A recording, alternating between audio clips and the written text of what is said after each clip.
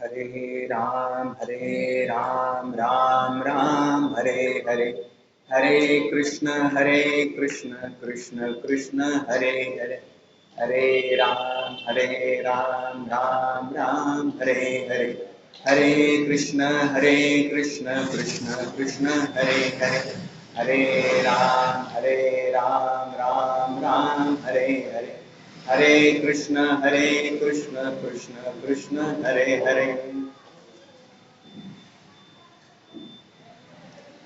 उपस्थित सर्व श्रोत्यांना मनोभावे वंदन करून, सर्व संतांना सकल देवदेवतांना मनोभावे वंदन करून, आजचा जो आपला विषय आहे तो विषय कुंडलिनी शक्तीचे उत्थापन आणि त्याचे सामर्थ्य हा आपण सखोल पाहणार आहोत. मला तुम्हा सर्वांना विनंती अशी करायची आहे की आपण वेळ काढून घेते आलेला आहात. अनेक थोड्या मोठ्या वक्त्यांचं भाषण किंवा व्याख्यान तुम्ही ऐकलेले आहे. तुम्ही ज्ञानवंत आहात, तपोवृद्ध आहात, तुम्हाला अनुभव आहे. पण आपण दोघेही इथे वेळ काढून आलेलो आहोत आणि गीता धर्म मंडळाने हे व्यासपीठ उपलब्ध करून दिलेलं आहे. तरी मनातील सर्व विचार आणि विकल्प बाजूला काढा, पूर्णपणे बाजूला काढा ही नम्र विनंती सर्वांना. आणि पूर्ण एकाग्रतेनं या हे जे संतांचे विचार किंवा देवदेवतांनी जे काही ग्रंथांमध्ये विचार मांडून ठेवले आहेत, मोठ्या विचारवंतांचे जे काही मी ऐकलेलं आहे ते मी आपल्यापर्यंत पोहोचवण्याचा प्रयत्न करणार आहे.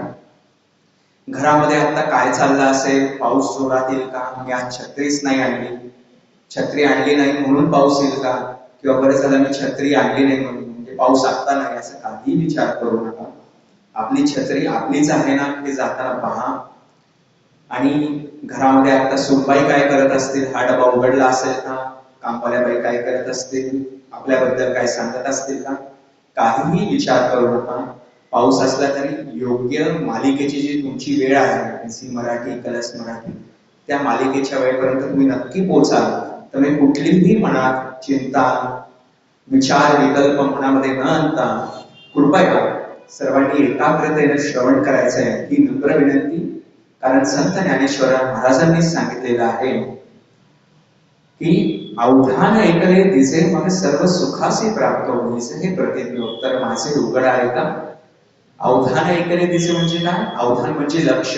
तुम्ही एकाग्र लक्ष करून एकाग्र चित्ताने माझं बोलणं जर तुम्ही ऐकाल, माझं म्हणजे कोणाचं, ज्ञानेश्वर महाराजांचं. आणि ज्ञानेश्वर महाराजांचं म्हणजे कोणाचं, भगवद्गीतेचंच. कारण भगवद्गीतेचंच भाषांतर ज्ञानेश्वर महाराजांनी केलेलं आहे. जवळपास 700 श्लोक गीतेवरती आहेत, गीतेमध्ये आहेत. आणि ज्ञानेश्वर महाराजांनी त्याविषयी 9000 ओव्या दिलेल्या आहेत. आणि एक घास चिवचा एक घास काऊचा असं म्हणून आई जसे लहान बाळाला भरवते, तसं त्यांनी या 700 श्लोकांवरती अनुवाद दिलेला आहे. आणि दृष्टांत आणि सिद्धांत हा एक जो मराठीचा व्याकरणाचा महत्वाचा भाग आहे. दृष्टांत म्हणजे काय, एखादी गोष्ट. सिद्धांत म्हणजे काय, एखादी गोष्ट जी आहे मुळात अस्तित्वात ती सांगणे, त्याला म्हणतात सिद्धांत. आणि तो पटवून कसा द्यावा त्यासाठी उदाहरणं दिले जातात, त्यासाठी दृष्टांत हा वापरला जातो. जसं एक उदाहरण मी सांगतो की गीता धर्म मंडळ दररोज 5 वाजता प्रवचनचा कार्यक्रम आयोजित करते. पण आज 22 तारखेला बुधवारी आनंद प्रकाश तांदळे यांचं व्याख्यान आहे या विषयावरती. हा झाला दृष्टांत. आणि सिद्धांत म्हणजे काय, ते प्रवचन कायम ठेवतात. तर हा झाला दृष्टांत आणि सिद्धांत हा मराठीचा व्याकरणाचा भाग. त्या व्याकरणाच्या आधारावर ज्ञानेश्वर महाराजांनी गीतेवरती पूर्ण भाष्य दिलं. आणि आत्मसंयमन योग हा जो 6वा अध्याय आहे गीतेचा. योग हा शब्द काय, आपण जी 18 नावं आपण जर पाहिली या गीतेच्या अध्यायांची, अर्जुन विषाद योग, सांख्ययोग, ज्ञानयोग, कर्मयोग, पुढे जाऊन भक्ती योग, ज्ञानकर्म संन्यास योग, मोक्ष संन्यास योग, हे शेवटी प्रत्येक अध्यायाच्या शेवटी योग हा शब्द आहे. तर योग या शब्दाचा अर्थ काय हो, तर संस्कृतच्या युज धातूपासून या योग शब्दाचा अर्थ म्हणजे शब्द तयार झालेला आहे, कारण सर्व भाषांची जननी ही संस्कृत आहे. तर युज धातूपासून योग या शब्दाची निर्मिती झालेली आहे आणि त्याचा अर्थ असा आहे युज धातूचा जोडणे. काय अर्थ आहे? जोडणे. काय जोडणे? जोडायला दोन गोष्टी लागतात, ही गोष्ट आणि ही गोष्ट एकमेकांना जोडली जाते. तसं युज धातूचा अर्थ आहे जोडणे. तर काय काय जोडणे? तर देहाला ईश्वराशी जोडणे, जीवात्म्याला परमात्म्याशी जोडणे, हा युज धातूचा एक महत्वाचा अर्थ आहे. आणि म्हणून योग हा शब्द अत्यंत व्यापक आणि विशाल पद्धतीने या ठिकाणी वापरलेला आहे. योग म्हणजे नुसतं आसन आणि प्राणायाम याच्या पुरतं मर्यादित नाही. तो जो अष्टांग योगाचा भाग आहे तो आपण सखोल पाहणारच आहोत या कुंडलिनी शक्तीच्या उत्थापनाच्या भागामध्ये. तर एक महत्वाची ओवी ज्ञानेश्वर महाराजांनी इथे मांडलेली आहे. तेथ नक्षत्र जैसे उलडले, तेथ नक्षत्र जैसे उलडले, सूर्याचे ते आसन मोडले. तेथ नक्षत्र जैसे उलडले, सूर्याचे ते आसन मोडले, तेजाचे बीज विरुडले, तेजाचे बीज विरुडले, अंकुरे जैसी. फार महत्वाची ओवी. त्या ओवीचा आता आपण एक शब्दार्थ पाहणार आहोत, वाच्यार्थ पाहणार आहोत आणि त्याचा भावार्थ आणि लक्षार्थ हा आपण पुढे सखोल पाहणार आहोत. शब्दार्थ म्हणजे काय? नुसत्या शब्दांमार्फत जो अर्थ आपल्याला सहज समजू शकतो, फार सखोल न जाता त्याचा सखोल अर्थ विस्तारित न करता तो शब्दार्थ. आणि लक्षार्थ भावार्थ म्हणजे काय, त्या पाठीमागचा भाव काय आहे हे आपणास माहिती आहेच. तर नक्षत्र जैसे उलडले म्हणजे एखादं नक्षत्र, अनेक नक्षत्र आपल्याला माहिती आहेत, अनेक राशींच्या वरती अनेक नक्षत्र देखील आहेत. तर एखादं नक्षत्र जेव्हा खाली असं पडू लागतं किंवा एखादी उल्कापात होताना खाली अशी पडू लागते, त्यावेळेला जे तेज येतं, म्हणजे तेज आपल्याला दिसतं डोळ्यांना, सुरुवातीला ते तेज दिसतं, छोटं तेज दिसतं. पुढे जाऊन काय म्हणतात? सूर्याचे ते आसन मोडले. सूर्याचे आसन मोडले म्हणजे काय? की सूर्य आता एके ठिकाणी स्थिर आहे आणि आपली जी पृथ्वी आहे ती सूर्याभोवती फिरत आहे. तर पृथ्वीवर आपण उन्हाळ्यामध्ये मे महिन्यामध्ये 12 वाजता जसं आपल्याला तेज दिसतं, कसं दिसतं? सूर्य आता लांब आहे, एके ठिकाणी आहे, स्थिर आहे, तरी आपल्याला एवढा तेज आणि प्रकाश आणि गरमी जाणवते.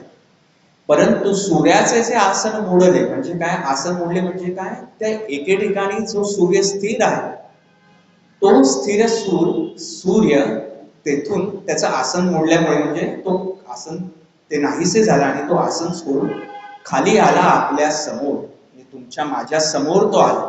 आता सूर्य आपल्या समोर आहे का? नाही, तो आकाशगंगेमध्ये, आपण पृथ्वीमध्ये.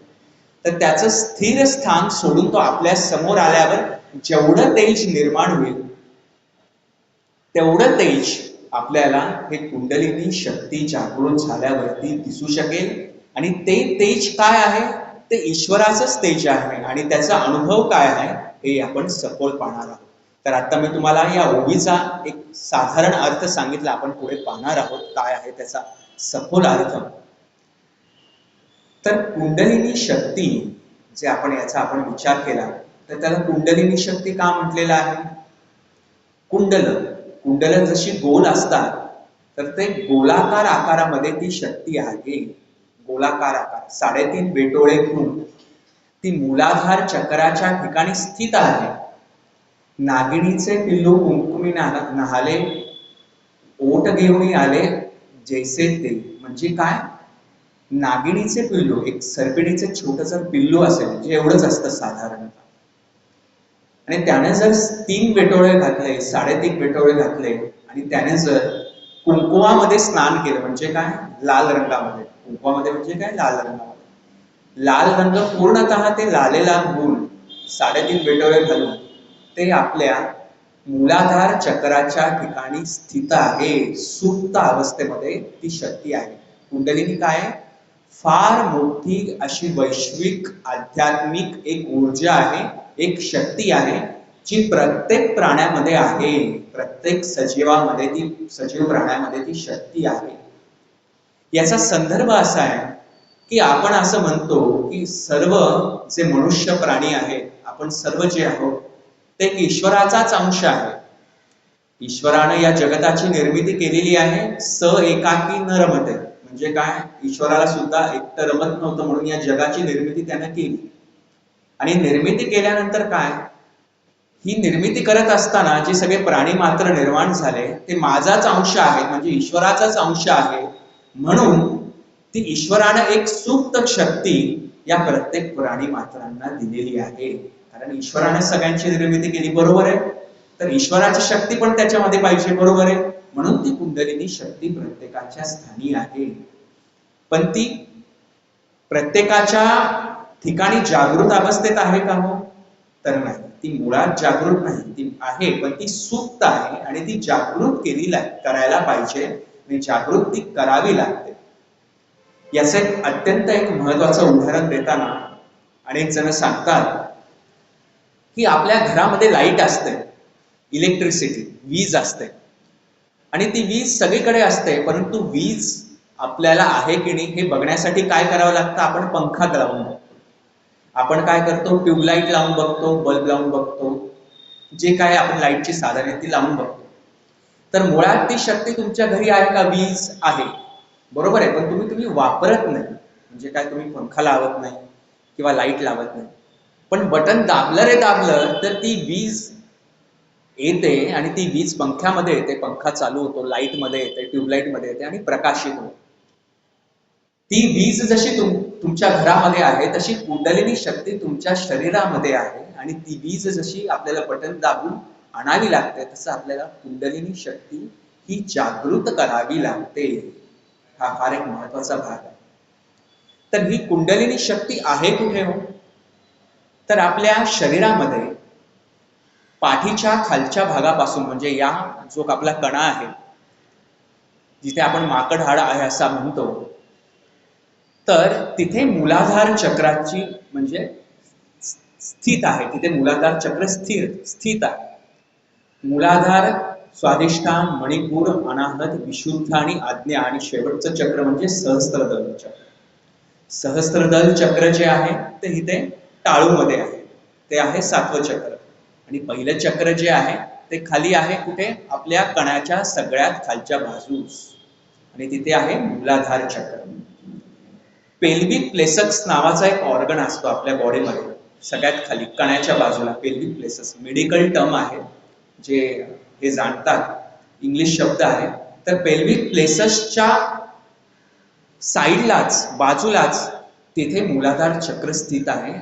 आणि त्या ठिकाणी काय म्हटलेलं आहे मूलाधार चक्राला, मूलाधार चक्राची जी शक्ती आहे त्याला काय म्हटलेलं आहे की अनंत जन्मांचे जे संस्कार आहेत किंवा या जन्मीचे देखील जे संस्कार आहेत, आतापर्यंत आपला हा कितवा जन्म आहे आपल्याला माहित नाही, किती जन्म गेले, किती जन्म आले हे आपल्याला काही माहित नाही, परंतु हा जो जन्म आहे त्या या जन्मामध्ये मागील जन्मापर्यंतचे जे संस्कार आणि या जन्माचे जे संस्कार आहेत ते संस्कार जे एकत्रित जिथे आहेत ते आहे मूलाधार चक्र, आणि ज्याला आपण पेल्विक प्लेससच्या ऑर्गनच्या बाजूला आहे असं आपण मानतो.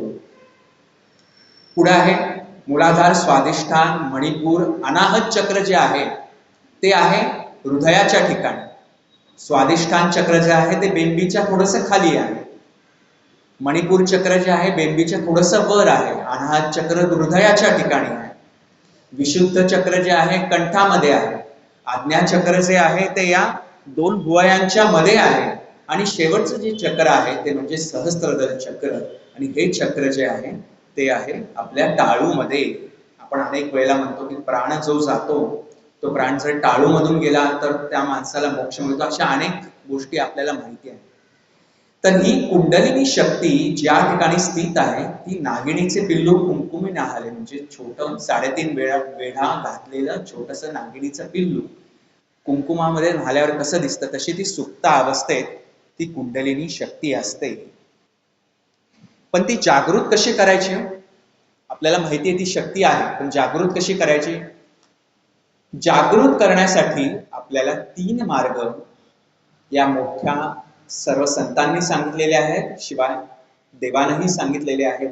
तर त्यातले 3 मार्गांपैकी पहिला जो मार्ग आहे तो मार्ग म्हणजे गुरूंचे आशीर्वाद आणि गुरु कृपा हो, गुरूंची दीक्षा. आपल्याला एखादी गोष्ट जर माहीत नसेल तर ती आपण इतरांना विचारली पाहिजे. आपला अहंकार दूर करून आपण विचारलं पाहिजे. आपण विचारलंच नाही तर आपल्याला ज्ञान प्राप्त होणार. समजा आपण एके ठिकाणी चाललेलो आहोत जंगलामधून आणि आपल्याला खूप तहान लागली आणि आपल्याला जर नदी दिसली तर त्या नदीमध्ये पाणी पिण्यासाठी आपल्याला वाकावं लागतं. नम्र झाले भूता त्याने कोंडिले अनंता. वाकलं नाही तर पाणी पिता येईल का? नाही, वाकूनच पाणी प्यावं लागतं. तसं हे ज्ञानाचं पाणी, ज्ञानरूपी पाणी जर ग्रहण करायचं असेल आणि ईश्वर भक्तीची जर तहान भागवायची असेल तर ती नदी कोणती आहे? तर नदीचा मार्ग कोण आपल्याला दाखवतो? तर ते दाखवतात गुरु. त्यामुळे गुरूंची कृपा, गुरूंची दीक्षा ही अत्यंत महत्वाची आहे कुंडलिनी शक्ती जागृत करण्यासाठी. आणि त्याचं सगळ्यात मोठं जे उदाहरण आहे ते म्हणजे ज्ञानेश्वर महाराज. ज्ञानेश्वर महाराजांना कोणाची गुरु कृपा प्राप्त झाली? निवृत्तीनाथ महाराजांची. निवृत्तीनाथ महाराजांना कोणाची गुरु कृपा प्राप्त झाली? गहिनीनाथ महाराजांची. गहिनीनाथ महाराजांना कोणाची कृपा प्राप्त झाली? गोरक्षनाथ. आणि मग पुढे आहे मच्छिंद्रनाथ आणि त्याच्या पुढे आहे आदिनाथ म्हणजे भगवान शंकर. आदिनाथ, मच्छिंद्रनाथ, गोरक्षनाथ, गहिनीनाथ, निवृत्तीनाथ महाराज आणि ज्ञानेश्वर महाराज ही नाथ संप्रदायाची फार मोठी परंपरा आहे. ज्ञानेश्वर महाराजांना प्राप्त झाली. त्याशिवाय 16व्या वर्षी ज्ञानेश्वरी सारखा श्रेष्ठ ग्रंथ हातून निर्माण होणं शक्य नाही. अतिशय अवघड. आपल्याला आजची स्थिती अशी आहे की ज्ञानेश्वरी किती मोठी आहे, ज्ञानेश्वरीमध्ये काय आहे हे देखील आजच्या पिढीला माहीत नाही. तर आदिनाथ म्हणजे भगवान शंकर यांच्यापासून जी परंपरा निर्माण झाली. पुढे नवनारायण आहेत. नवनाथ म्हणजे काय? नवनारायण आहे. आपण अनेकांनी नवनाथांचं काही पारायण केलं असेल किंवा माहिती असेल तर नवनारायणांनी 9 अवतार घेतले आहेत. ते म्हणजे नवनाथ. आणि त्यातली एक जी परंपरा निघाली आहे मच्छिंद्रनाथ, गोरक्षनाथ आणि गहिनीनाथांकडून, ती निवृत्तीनाथ आणि ज्ञानेश्वर महाराजांच्याकडे आल्यामुळे नाथ संप्रदायांची दीक्षा त्यांना आपोआप मिळाली. जी आपल्याला एक कथा माहिती आहे बघा.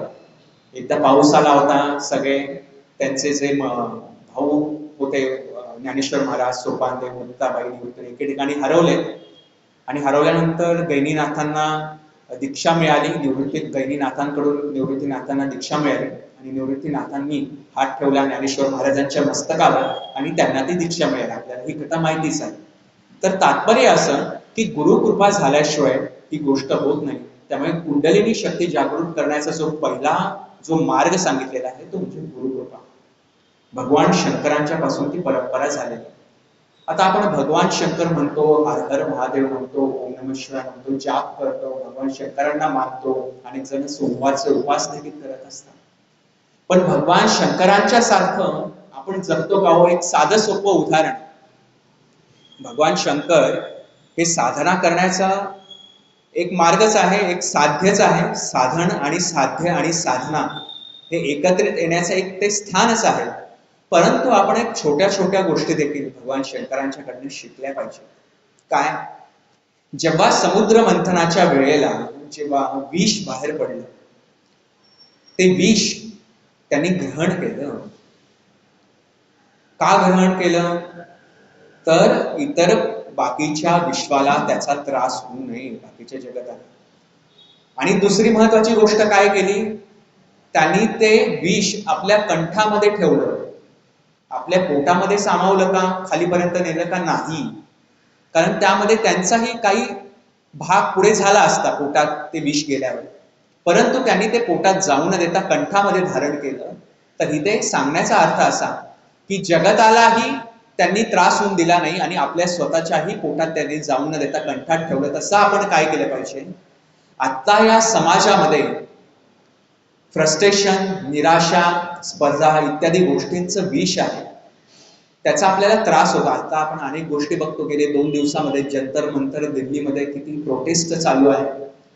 काही नावाची एक पार्टी येत आहे आणि स्टुडंटनी आता जे काही पेपर लीक झाले आहेत, जे आपण त्याच्यामुळे ते काही सुसाईड होत आहेत, आत्महत्या होत आहेत, त्यामुळे काही जो प्रोटेस्ट आणि चालला आहे. तर समाजामध्ये इतक्या सगळ्या गोष्टी आहेत.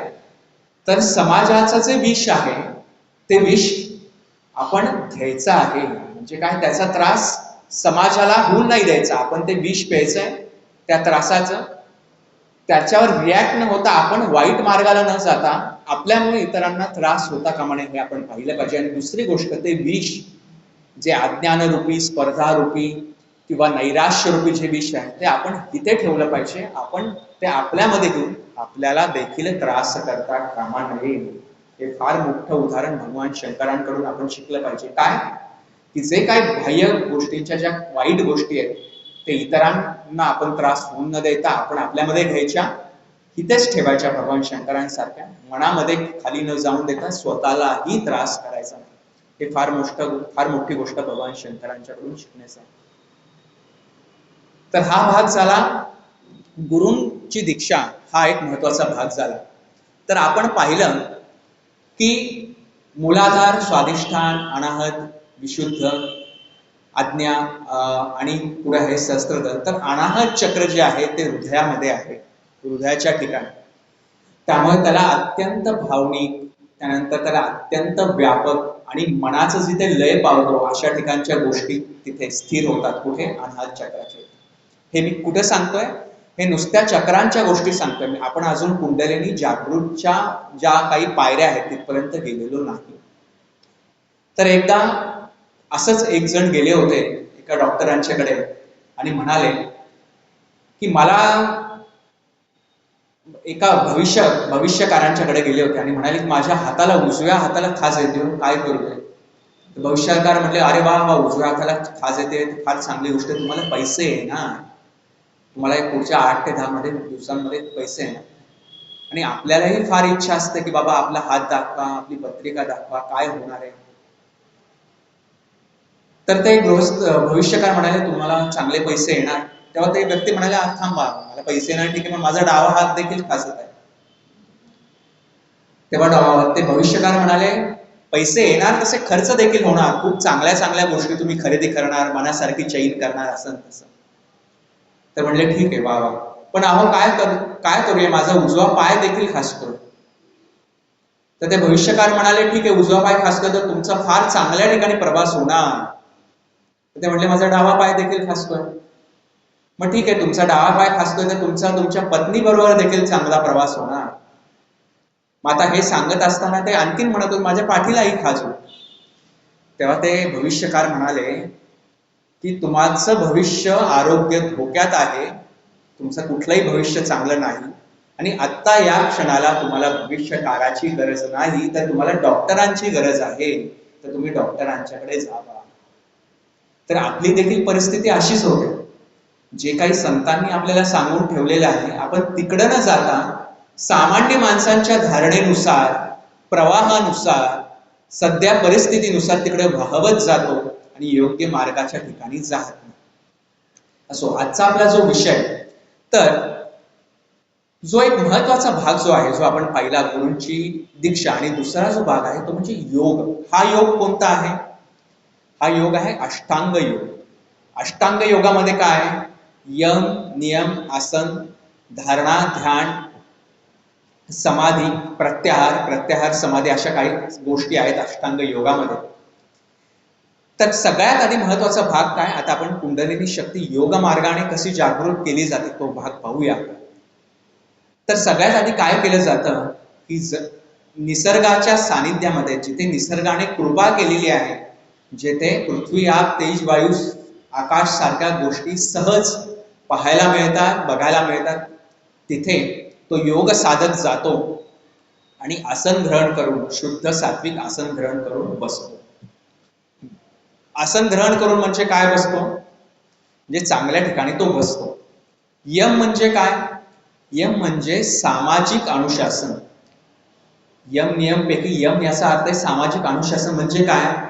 की पूर्ण सत्याने वागणे, आपल्यामुळे इतरांना कोणाला त्रास होऊ न देणे, सामाजिक देवाणघेवाण जपणे, हे झालं सामाजिक अनुशासन किंवा शिस्त म्हणजे यम. नियम म्हणजे काय? स्वतःला नियम घालणे.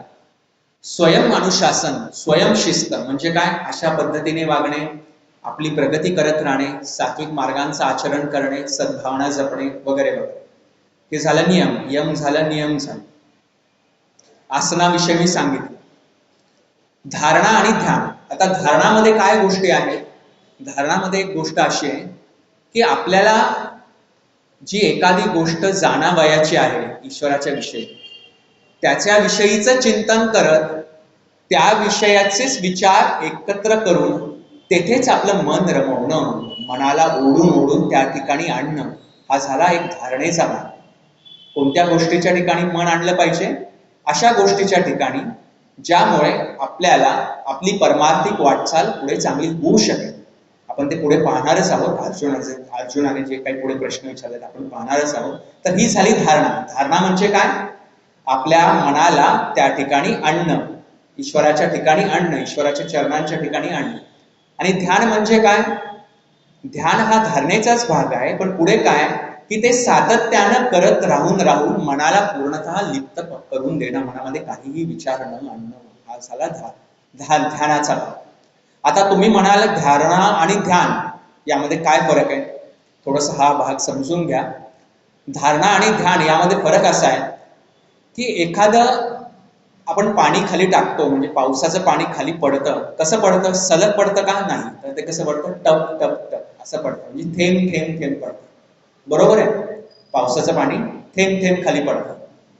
तर ते थेंब थेंब खाली पडणं ही धारणा आहे. तर ध्यान काय आहे? आपण मधाची धार खाली सोडली तर ती सातत्यानं खाली पडते. ती थेंब थेंब पडते का? नाही. तेलाची धार सतत खाली पडते, एकच धार असते. पाकाची धार एकच धार असते. तसं ती एकच धार ही झाली ध्यान, हे झालं ध्यान. तर धारणा आणि ध्यान मध्ये हा फरक असा आहे की थोडासा तुम्ही त्याचा प्रयत्न करून मनाला एके ठिकाणी स्थिर करण्याचा प्रयत्न करणं, ते झाली धारणा. पण सातत्यानं सलग करून त्याला पूर्णतः एकत्र बांधणं आणि दुसरीकडे जाऊन न देणं, ही झालं ध्यान. यम झालं, नियम झालं, आसन झालं, धारणा, ध्यान. आणि सगळ्यात आता महत्वाचं म्हणजे काय? प्रत्याहार. प्रत्याहार म्हणजे काय हो? अष्टांग योगातला फार महत्वाचा भाग आहे. प्रतिआहार. प्रतिआहार म्हणजे काय? जे आपले कर्मेंद्रिय आहेत, ज्ञानेंद्रिय आहेत, आतेंद्रिय आहेत, त्या सर्व इंद्रियांना ज्या ज्या मार्गाद्वारे आनंद प्राप्त होतो आणि क्षणिक आनंद प्राप्त होतो, आणि त्या क्षणिक आनंदामुळे इंद्रियांना आणखीन आनंद मिळावा, आणखीन आनंद मिळावा असं जे आपल्याला वाटू लागतं, ते आपण तोडलं पाहिजे. ते आपण तो भाग तिथेच समाप्त केला पाहिजे. म्हणजे काय? इंद्रियांद्वारे मिळणारा जो आनंद आहे तिथे आपण गुंतता कामा नये आणि इंद्रियांना ती सवय लावली पाहिजे अभ्यास करून करून. जसं आपण एखादी गोष्ट खातो. 17व्या अध्यायामध्ये फार महत्वाचा भाग आहे खाण्याच्या विषयी, सात्विक राजस तामस याविषयी, श्रद्धात्रय गुण विभाग योग मध्ये. आपण काय करतो? एखादी चमचमीत गोष्ट आपल्याला खाल्ली की आपण नुसतं एकावर भागत नाही, आपलं समाधान होत नाही. आपण दुसरं खातो, आपण तिसरं खातो, तिसरी पुरी खातो, पुन्हा आपण म्हणतो श्रीखंड पुरी, पुन्हा आपण म्हणतो गोड खाल्लं, पुन्हा तिखट पाहिजे, तिखट खाल्ल्यावर गोड पाहिजे, तिखट गोड नसेल तर आपल्याला मीठ आणि मोहरी घालून फोडणी दिलेल्या गोष्टी पाहिजे. तेवढे आपल्या जिभेला आपण चमचमीची सवय लागतो. बोलणं आणि खाणं यावर आपण जिभेला सांभाळू शकत नाही.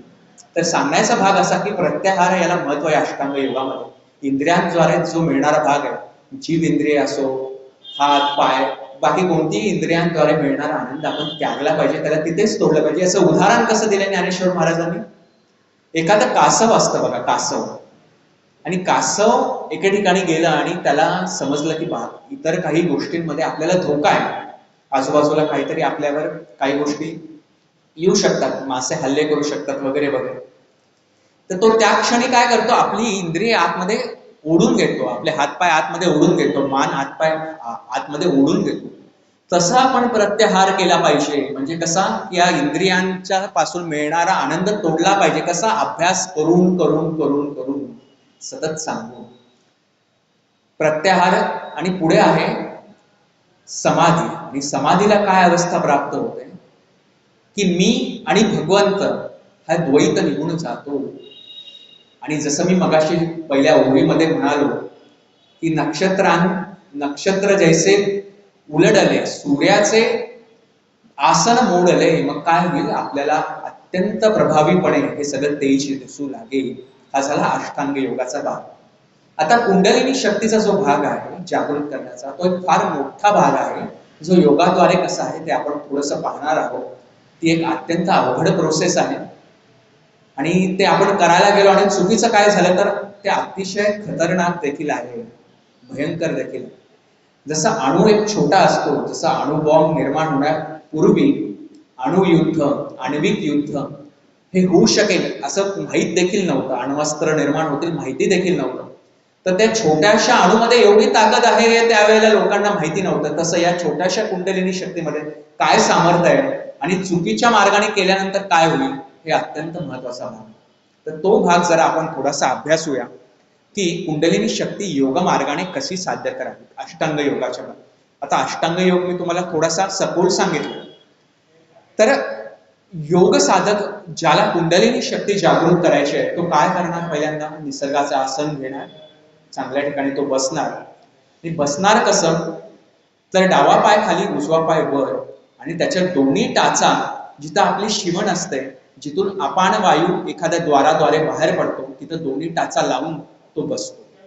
त्या टाचेमुळे काय होतं, 9 द्वारांपैकी काही जी द्वार आहेत जिथून अपान वायू बाहेर पडतो ते बंद होतात आणि अपान वायू बाहेर पडू शकत नाही.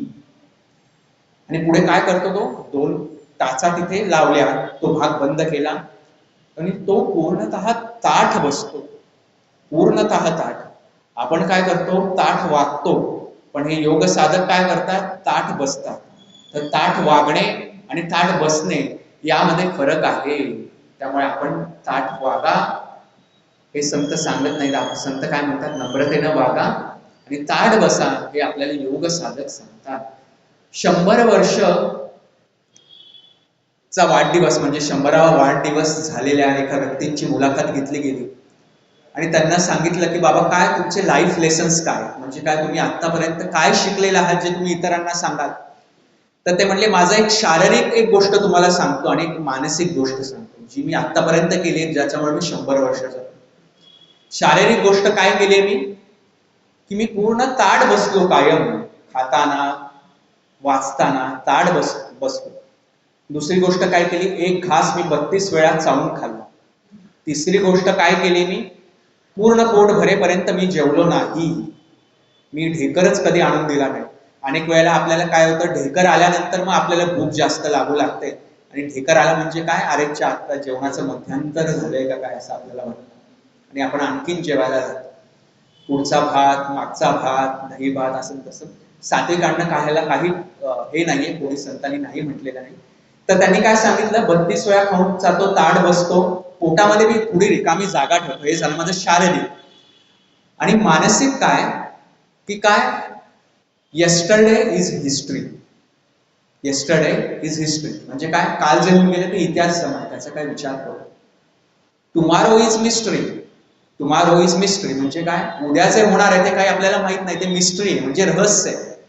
आणि टुडे इज द गिफ्ट म्हणजे आज जे मिळालेलं ते गिफ्ट आहे, ईश्वरानं दिलेले आपल्याला एक आशीर्वाद आहे, बक्षीस आहे. तर तुम्ही आजच्या वरती फोकस करा. कालच्या गोष्टी घडून गेल्या त्याबद्दल वाईट वाटणं, उपरती होणं आणि भविष्यातल्या गोष्टींबद्दल चिंता करणं हे तुम्ही सोडा. चिंतन करत राहा असं त्यांनी मांडलेलं आहे. तर हे काय करतो योग साधक की 2 टाचांनी खाली आपला भाग दाबून धरतो, त्यामुळे ते द्वार बंद होतं आणि अपान वायू जो आहे तो हळूहळू वर सरकू लागतो. टाचा लावून बंद केलेला भाग जो आहे त्याला म्हणतात, त्याने एक बंध तयार होतो म्हणजे तो भाग बंद होतो. त्या बंधाला म्हणतात मूळ बंध.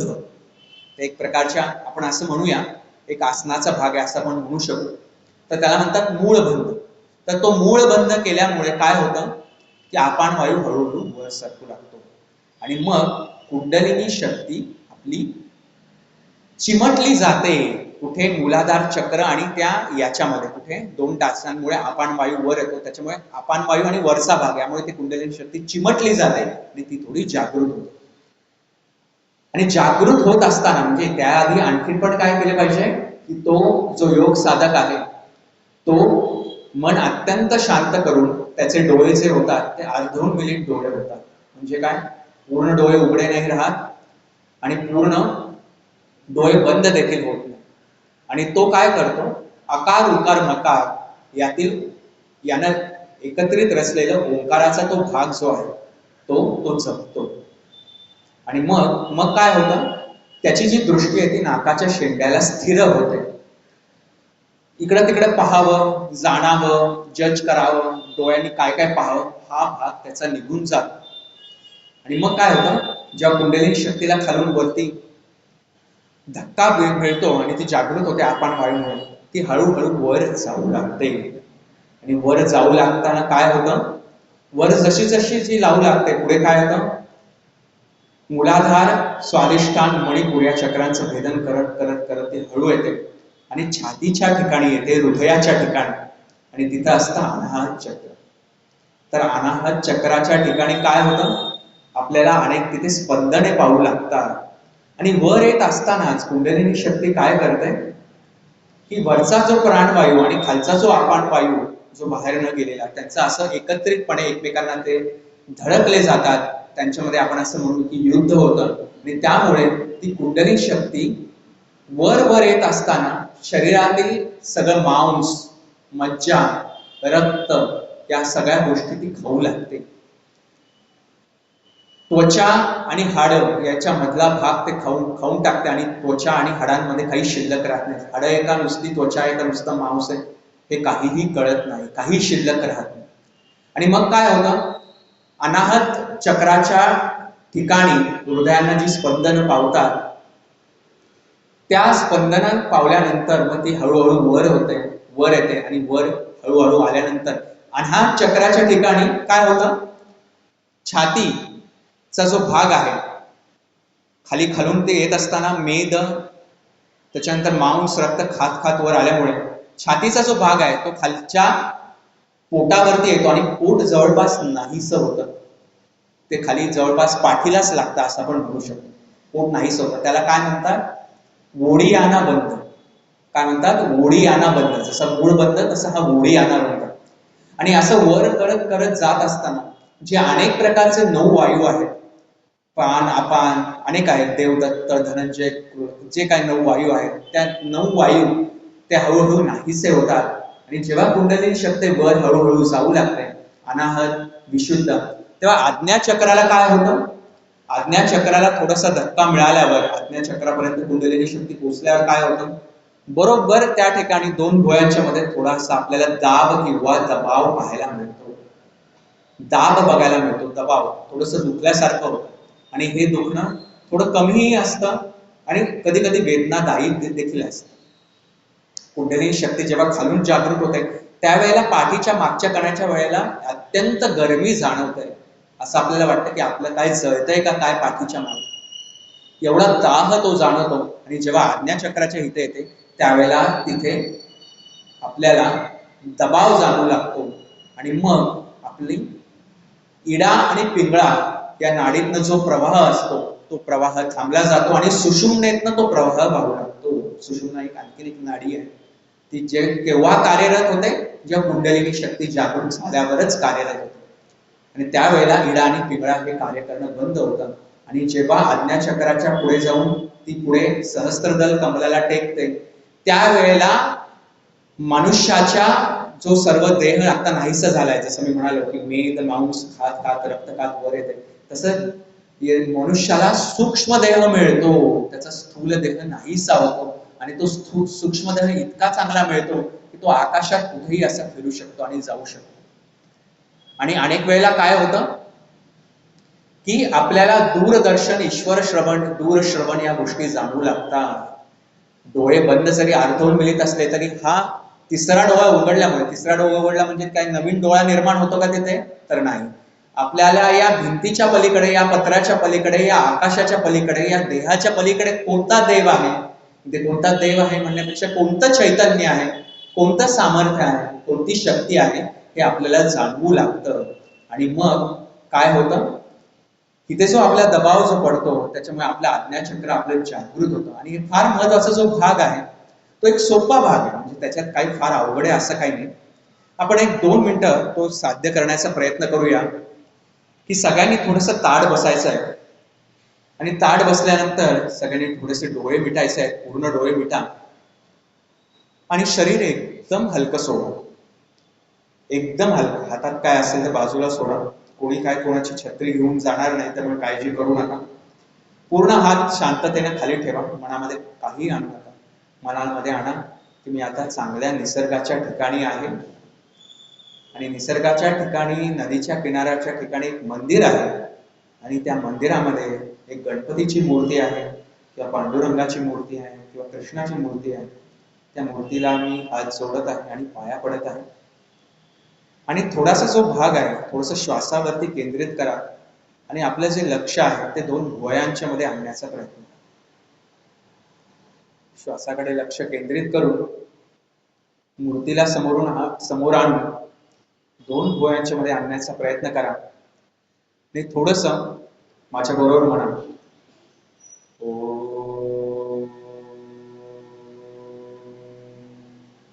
माझ्या बरोबरच म्हणा,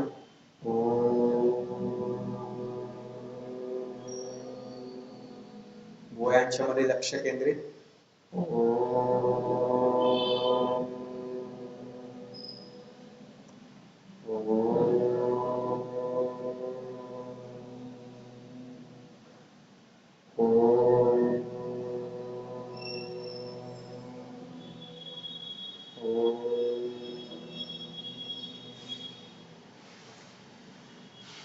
असो.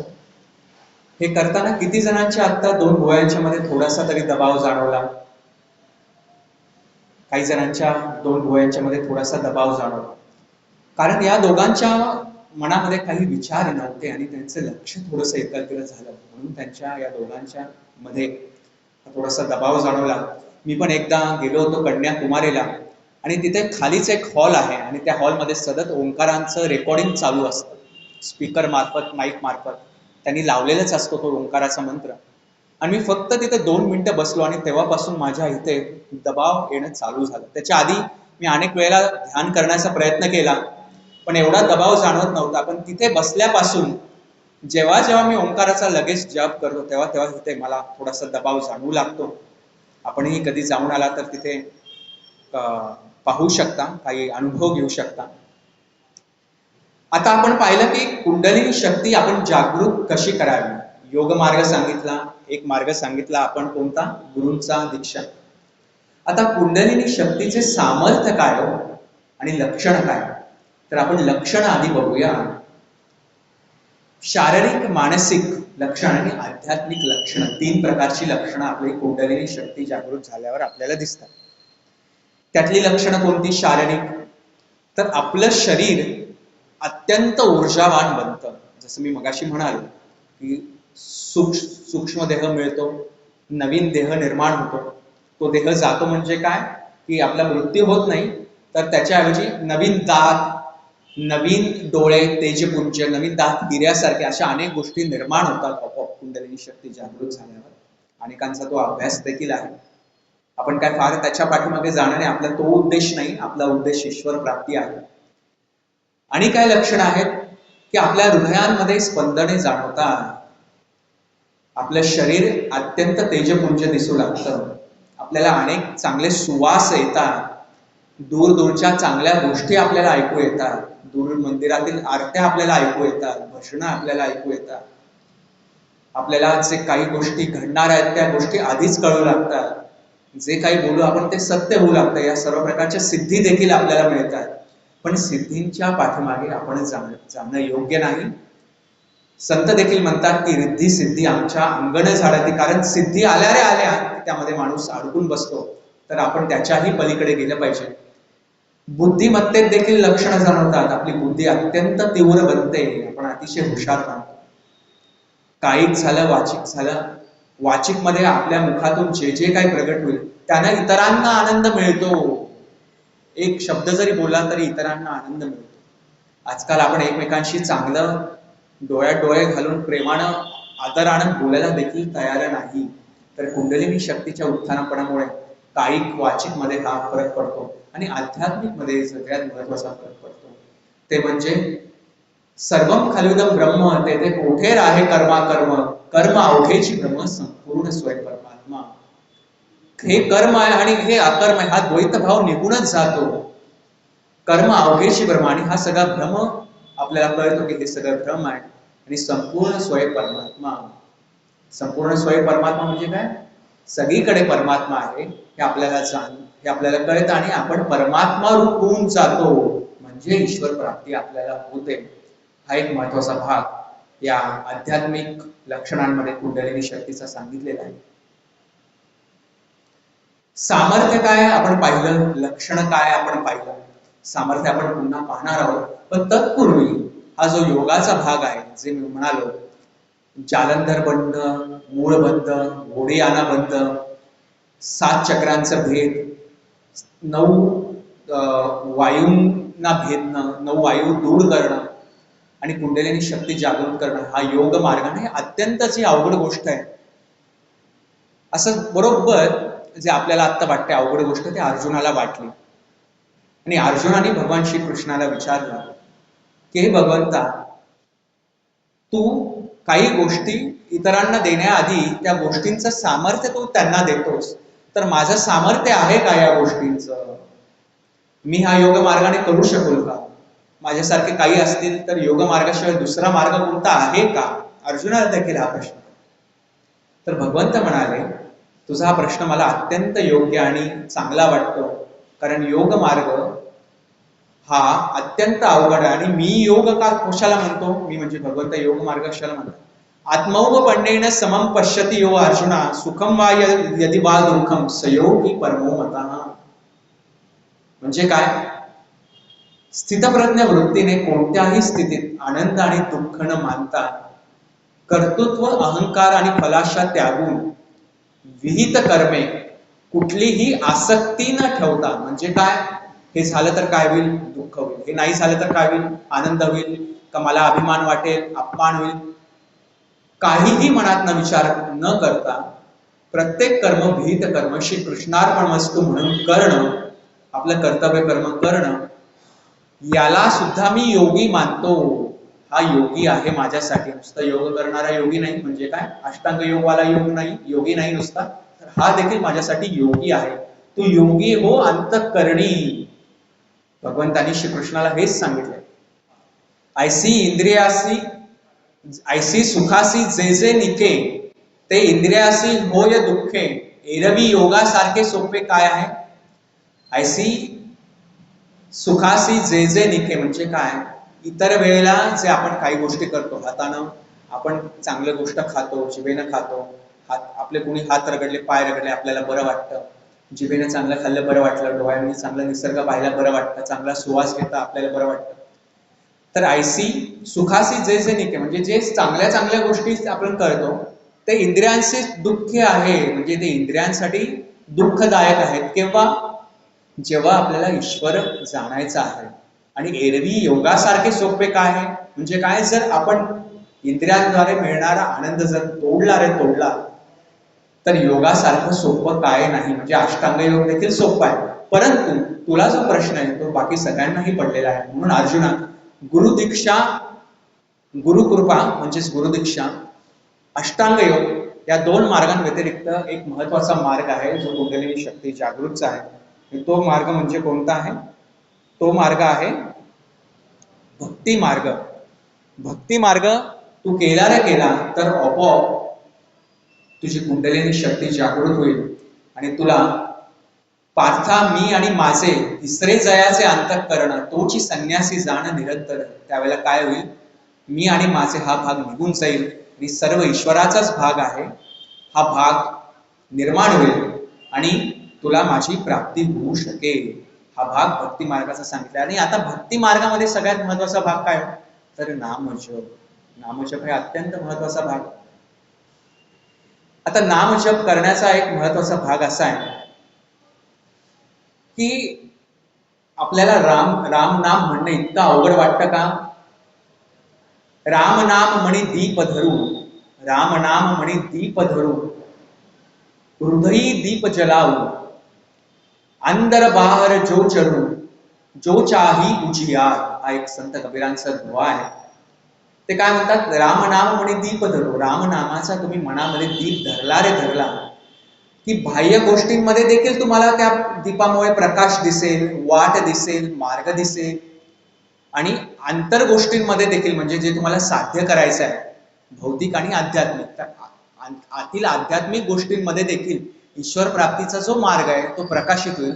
म्हणून तुम्ही काय करा, राम नाम म्हणी दीप धरू, असं संत कबीर आपल्याला आपल्या डोळ्यामध्ये सांगतात. आणि आता राम जप कसं केलं पाहिजे. एकदा काय झालं होतं, एक पापी एक मनुष्य होता आणि तो पापी मनुष्य एका गुरूंच्या ठिकाणी गेला आणि म्हटला की बाबा मला माझं पाप कमी करायचं आणि मला पुण्य वाढवायचंय, काय करावं बरं. आणि मला काय रामनाम सुद्धा घेता येईना, म्हणजे रामनाम घ्यायला सुद्धा मला इतकं वाईट वाटतंय कारण मी एवढी पापच केले. तर तो काय म्हणला, ते गुरु काय म्हणले, हे घे, हा पोपट घेऊन जा आणि ह्या पोपटाला तू रामनाम शिकव. हा पोपट घेऊन जा आणि पोपटाला रामनाम शिकव. तर ठीक आहे म्हणले. ते पापी गृहस्थ घरी आले, पोपट होता आणि पोपटाला ते म्हणत होते आणि पोपटाला शिकवण्यासाठी का होईना ते राम नाम म्हणत होते. राम राम राम पोपट म्हणू लागला, पोपट पण राम राम राम म्हणू लागला. आणि असं शिकवणं आणि शिकवल्यामुळे रामनाम म्हणणं पोपटाचं आणि पोपटाचं रामनाम ऐकून त्याचं जे पुण्य आहे ते पुण्य त्या व्यक्तीचं देखील वाढलं. आणि शेवटी काय झालं, जेव्हा यमदूत आले त्यावेळेला देखील त्या पोपटाकडे पाहून त्यानं रामराम म्हटलं आणि त्या पोपटानं देखील रामराम म्हटलं. तेव्हा त्या पापी मनुष्याचं सगळं पाप नाही सम तो पुण्यात्मा ईश्वर चरणी लीन झाला आणि त्याला मोक्ष प्राप्त झाला. एवढं रामनामाचं महत्व आहे, कोणत्याही नामाचं महत्व आहे.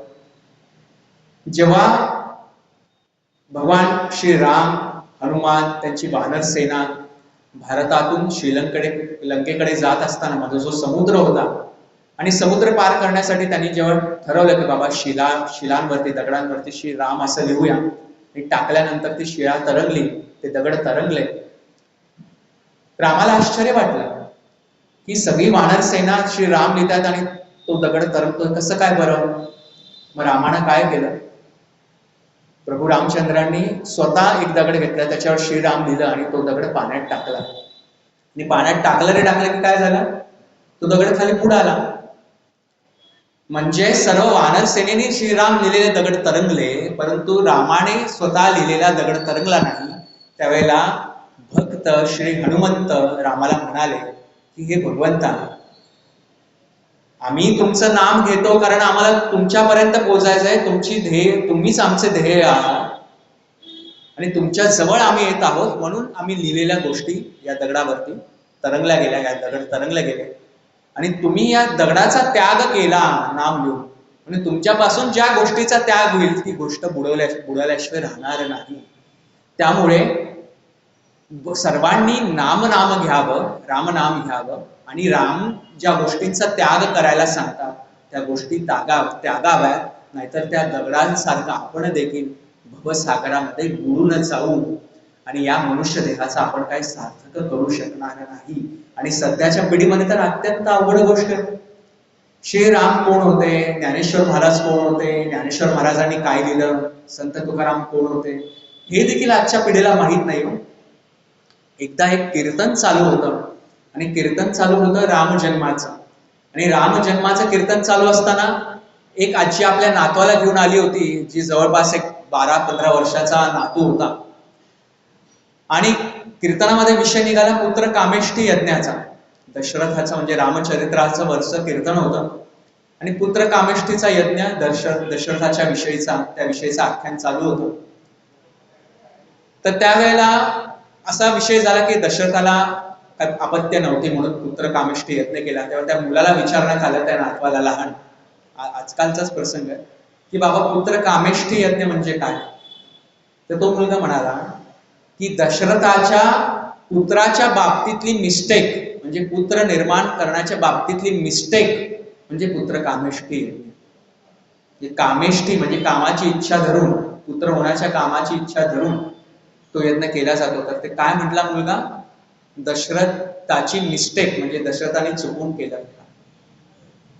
तर अशी ही परिस्थिती आहे आणि या परिस्थितीतून पार पडायचं असेल तर आपल्याला नाम जप हा केला पाहिजे. आणि भक्ती मार्गाने आपण ईश्वर प्राप्ती करू शकत असू तर त्याच मार्गाने आपण केलं पाहिजे, तोच मार्ग आपण अवलंबला पाहिजे. आता सद्यस्थितीमध्ये काही दिवसांमध्ये जगन्नाथपुरी इथे रथयात्रा चालू झाली. लाखो भाविक तिथे येतात आणि रथ ओढतात. लाखो भाविक येतात. मी देखील जाऊन आलेलो आहे जगन्नाथपुरीला. फार चांगलं दर्शन माझं झालं, म्हणजे आता नाही, मागे. परंतु तुम्ही दर्शन करा, तुम्ही अनेक ठिकाणी जावा, मला जाऊ नका कोण म्हणत नाही, पण जाऊन आल्यानंतर संतांनी सांगितले तसं वागा ना. नुसतं जाऊन आल्यावर जसं वागायचं तसं वागायचा असं उपयोग नाही. त्यामुळे काहीही साध्य होणार नाही आणि आपण शेवटचा आपला जो श्वास आहे तिथपर्यंत आपली गाडी येईल आणि आपण पैसा, अडका, प्रॉपर्टी, बाकीच्या सगळ्या गोष्टी इथे सोडून जाऊ आणि जे काही पुण्य आहे आणि ईश्वर प्राप्तीचा जो आनंद आहे तो आनंद आपण प्राप्त करू शकणार नाही, जो सगळ्यात मोठा असा शाश्वत आनंद आहे. आणि अनेक संतांनी तो अनुभवलेला आहे आणि त्या अनुभवाच्या जोरावरती छाती ठोकपणे ते सांगतात की हे प्रतिज्ञोत्तर माझे उघड आहे का. सूर्यापेक्षा तेजपुंज आणि चंद्रापेक्षा शीतल अशी जी शक्ती आहे ती आपल्याला एकदा का पाहावे ना, एकदा का पाहावीशी वाटत नाही आपल्याला. आपण ती पाहिली पाहिजे, आपण तसे प्रयत्न केले पाहिजे आणि त्यानुसारच आपण वागलं तर प्राप्त होईल. त्यासाठी काय केलं पाहिजे, आजच्या पिढीला थोडस आपण मार्गदर्शन केलं पाहिजे, नाहीतर आजची पिढी ही वाया झाली. म्हणून मी जिथे जिथे प्रवचनाला जातो तिथे तिथे सगळ्यांना शेवटी अशी विनंती करतो की तुम्ही रोज 10 मिनिटं का होईना संत ज्ञानेश्वर महाराजांची ज्ञानेश्वरी, तुकाराम महाराजांची तुकाराम गाथा, दासबोध जो रामदास स्वामींचा तो दासबोध, एकनाथ महाराजांचे भागवत, हे महाराष्ट्रातील पंचप्राण जे संत आहेत त्या सर्वांचे ग्रंथ घरी आणा आणि त्याचा अर्थ वाचा. रोज 10 मिनिटं का होईना, मुलांच्या बरोबर, सुनांच्या बरोबर, नातवांच्या बरोबर 10 मिनिटं वाचा आणि डिस्कस करा, त्याच्यावरती चर्चा करा. थोडंफार का होईना आचरण करण्याचा प्रयत्न करा, ही सर्वांना हात जोडून विनंती. कारण नुसतं प्रवचन ऐकून काहीही साध्य होणार नाही. ज्ञान वाढेल, वेळ सत्कारणी लागेल, थोडंफार पुण्यही वाढेल, पण पुढच्या पिढीपर्यंत जाण्यासाठी आणि तुमचं जे आयुष्याचं ध्येय आहे जे सगळ्यात मोठं ईश्वर प्राप्तीचं आहे, जे प्राप्त करण्यासाठी संतांचे विचार वाचून त्याप्रमाणे मार्गक्रमण करावे. म्हणजे काय होईल, कुंडलिनी शक्ती जागृत होईल तुमची. आणि जो आपला विषय आहे त्याचं जे सामर्थ्य आहे की द्वैत भाव नाहीसा होऊन ईश्वर आणि आपण एकच आहोत. भक्त आणि ईश्वर, साधना, साध्य आणि साधन, ज्ञाता, ज्ञेय आणि ज्ञान, या सगळ्या गोष्टी जिथे एकत्रितपणे एकच एक त्याचं एकत्रीकरण होतं, एकरूप पावतात, ते म्हणजे ईश्वर प्राप्ती होईल. आणि म्हणूनच संत ज्ञानेश्वर महाराज सुद्धा आपल्याला हेच सांगतात की जसं नक्षत्र खाली पडत असताना जशी कुंडलिनी शक्तीचं थोडंसं तेज दिसतं नक्षत्रासारखं, आणि वाढल्यानंतर काय, सूर्याचं आसन मोडून सूर्य आपल्या समोर आला रे आला, तेवढं तेज आपल्याला जेवढं दिसेल तेवढं आपल्याला ईश्वरी शक्ती आपल्याला अनुभवता येईल. अनेक जणांनी अनुभवलेली आहे. आत्ताचं आपलं उदाहरण आहे बघा, दोघांना इथे दबाव जाणवला, आपण ओंकाराचा हे करत असतो. तर हे आपली प्रगती होईल. म्हणून सर्वांना हात जोडून विनंती की आपण करत राहा. गीता धर्म मंडळाने आपल्याला या ठिकाणी मला संधी दिली आणि त्याचप्रमाणे आपण देखील इथं येऊन मला जे काही संतांचे विचार मांडायचे होते ते आपण ऐकले. अनेक संतांनी शेवटी काय केलं तर ईश्वराकडे मागणं मागितलेलं आहे. कोणतं, इतरांसाठी मागणं मागितलेलं आहे. तुकाराम महाराजांनी तेच मागणं मागितलेले, पसायदान. ज्ञानेश्वर महाराजांनी ही देखील पसायदान मागितले. पसायदान म्हणजे काय, हे भगवंता मला असं नव्हे पण या सर्व समाजाला, या सर्व मनुष्य प्राण्यांना काय दे की तुझी भक्ती कायम होऊ दे, तुझा कधीही विसर पडू नये. या पद्धतीने मी देखील संगीत विशारद, संगीत अलंकार असल्यामुळे मी एक जे तुकाराम महाराजांचं पसायदान आहे ते आपल्या पुढे सादर करणार आहे आणि मग आपला प्रवचनाचा जो भाग आहे तो आपण संपला असं म्हणूया.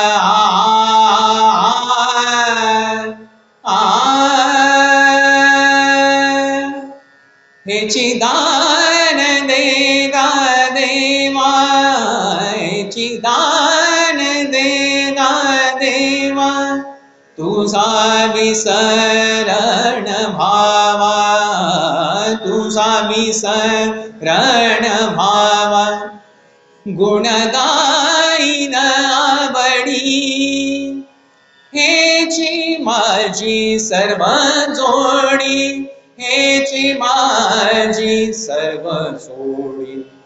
नलगे मुक्ती धन संपदा, संत संग देई सदा, संत संग देई सदा. तुका म्हणे गर्भवासी, सुखे घालावे आम्हासी, सुखे घालावे आम्हासी. जय जय विठ्ठल रखुमाई, जय जय विठ्ठल रखुमाई, जय जय विठ्ठल रखुमाई, जय जय विठ्ठल रखुमाई, जय जय विठ्ठल रखुमाई, जय जय विठ्ठल रखुमाई, जय विठ्ठल रखुमाई. विठ्ठल विठ्ठल विठ्ठल विठ्ठल विठ्ठल विठ्ठल विठ्ठल विठ्ठल विठ्ठल विठ्ठल विठ्ठल विठ्ठल विठ्ठल विठ्ठल विठ्ठल विठ्ठल विठ्ठला.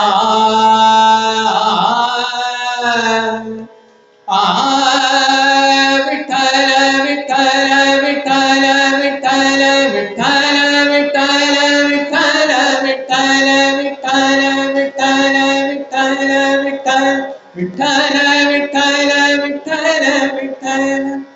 बोला पुंडलिक वरदे हरी विठ्ठल. श्री ज्ञानदेव नामदेव एकनाथ रामदास तुकाराम. पंढरीनाथ भगवान की जय. सब संतन की जय. सब विश्व की जय.